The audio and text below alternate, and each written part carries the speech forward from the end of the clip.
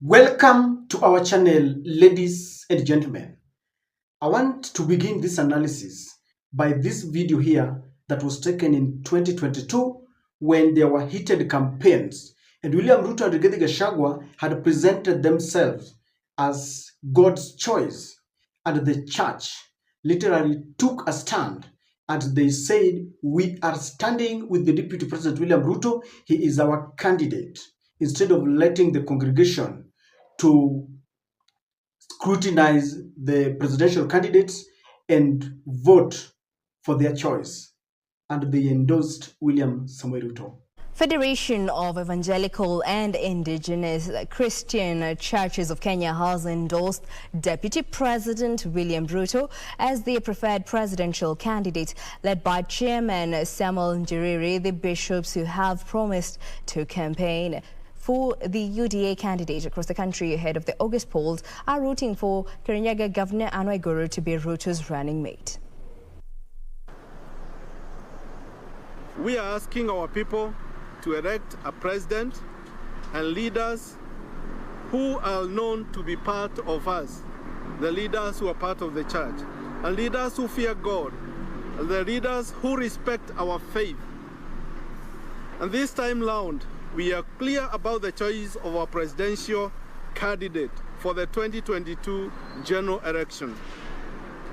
And we shall go to our churches and persuade our people to elect His Excellency William Samoei Ruto as the 5th President of the Republic of Kenya. The reason I began with this video is because there is trouble in paradise. And I know that the church has got its right. They are Kenyans just like any other, and they have the right to choose. But then the reason why this video is being discussed is because they were hoodwinked. William Ruto told them he was a man of God. 2 years down the line, the very church that endorsed William Samoei Ruto has turned against William Ruto, and they are not hiding their frustration against the UDA government, a government that came on a platform of God sent. Because William Ruto has got the first lady who says she's a prayer warrior, that sometimes she prayed for some water that some well that they had dug in the home, and the magic that was coming out was very bitter, and they had been advised by scientists that this water was not fit for human consumption, and when she prayed, that water became palatable. Rigathi's wife, second lady Dorcas, has got a church. She's a pastor, and so this duo came to power as people who are sent by God, but the church is openly rebelling against them. Take a look so that we see the reasons why. Hata wanakuja wanaketi kule nyuma watu ambao tuwajui na tukawaambia waweze kusema majina yao hawasemi. Baadaye wanatoka nje na kuanza kuuliza washirika au watu ambao walikuwa wamekuja huku mlikuwa mmewaita kwa nini? Yaani tunasema kama sasa chief anapatikana akichukua nafasi kutaka kujua kanisa ilisomwa nini.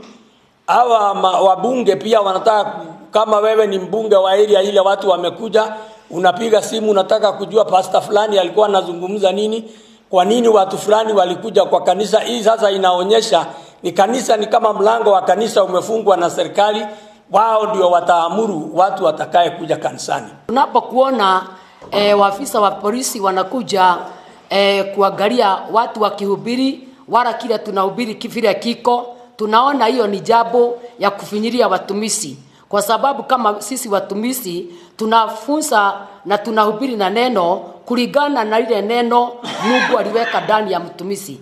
Hatuwekagi kuhubiri kenye kimeandikwa mahali. Tumesema tunajuta sababu tunajiuliza ni kwa nini hatukufikiria ati baada ya kufanya vile tulifanya kutakuwa na mambo ya kutufuata nyuma kuona kama tulitenda dhambi. Sisi tulijua tunamweka pale rais wetu sababu pia yeye ni mtumishi wa Mungu na ni mmoja wa kanisa. Can you imagine that in 2 years the church and William Ruto have divorced? William Ruto and Rigathi Gachagua have divorced. William Ruto is divorcing each and every person. The hustlers and William Ruto, they have divorced. Mama Mbogas and William Ruto, they have divorced. Now William Ruto has gotten an estranged wife. William Ruto has gotten ODM. The wife that they rejected has now come to own the home. Why do you think there is a problem? Not a problem with the hustlers. I don't want to look at that for now. What has the church done wrong? Or what has Ruto done? Can you imagine that William Ruto has sent spies in churches to monitor on what they are preaching? Why is he scared? And one of the reasons why William Ruto is scared is the sermon that has rocked the churches. The church now is preaching about corruption, is condemning corruption, is condemning abductions, condemning killings, and they have taken a stand on the impeachment of Rigathi Gachagua. They are saying kufa makanga, kufa dereva, because they know that both William Ruto and Rigathi Gachagua are the same. They are talking about corruption and they are telling William Ruto, quit stealing. Take a look at this pastor here and tell me if you are Ruto. If you are Ruto, you would not be vexed. If you are a thief, quit stealing. Instead, use your hands for good hard work and then give generously to others in need.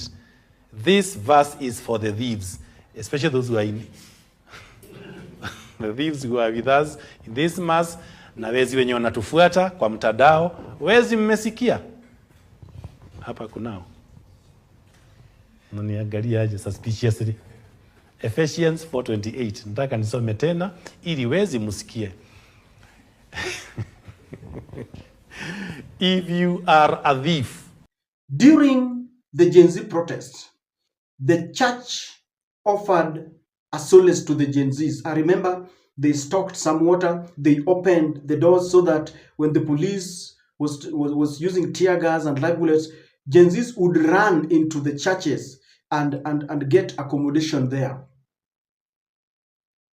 The church told William Ruto, stop killing Gen Zs, listen to them. And I remember when the Gen Zs decided to lock out members who had passed the Finance Bill 2024, to lock them out of church, the church never criticized that. The government expected that the church would tell off Gen Zs that you should allow members of parliament to be in church.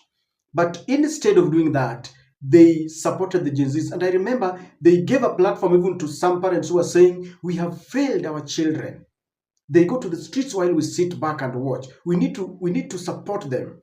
That kind of support that the church gave to Gen Zs did not turn out well with William Samoei Ruto. The criticism, did you ever imagine that the church would look at this presidency, the government of the day, and tell them, quit corruption. If you're stealing, and that person is saying, do we have any thieves around here?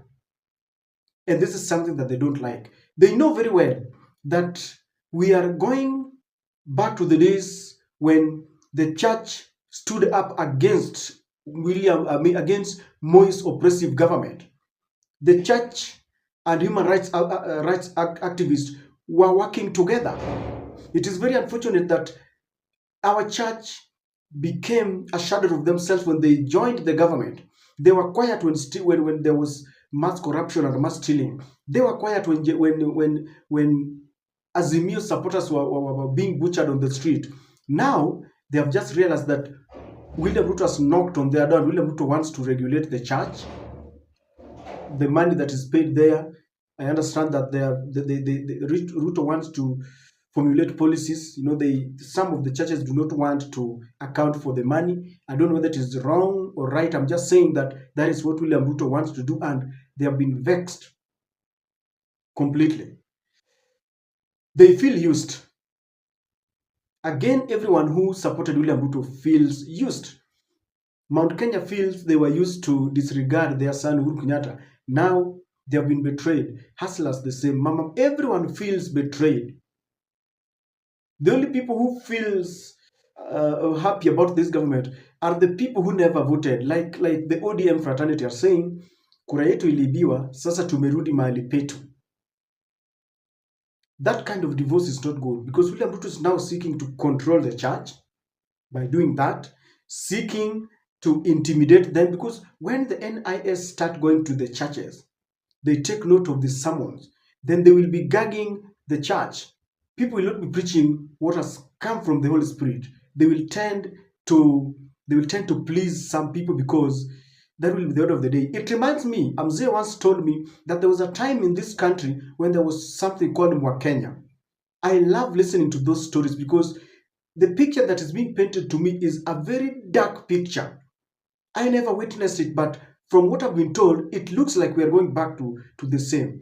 I'm told during the Moi era, it reached a point when you could not talk to someone roasting maize by the roadside. That would be an NIS.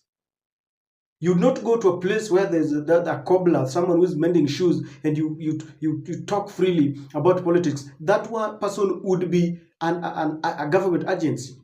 I read from Wahome Mutahi Whispers that one day he was looking at Moi's portrait and he was cursing him, saying, "You have destroyed our country." Then some people in civilian just came and asked him, "Why are you looking at that picture suspiciously?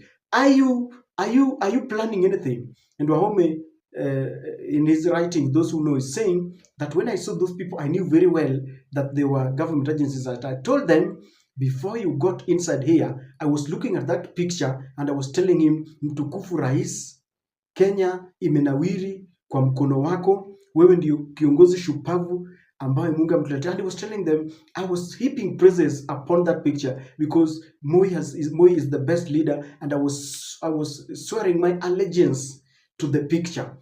Those are the kind of the dark days that I see we are going back to. How I pray that we get someone who will stand, and that someone is you and I. The church regrets the handshake that they did with William Ruto. Is there anyone who is still proud about the handshake that they did with William Ruto?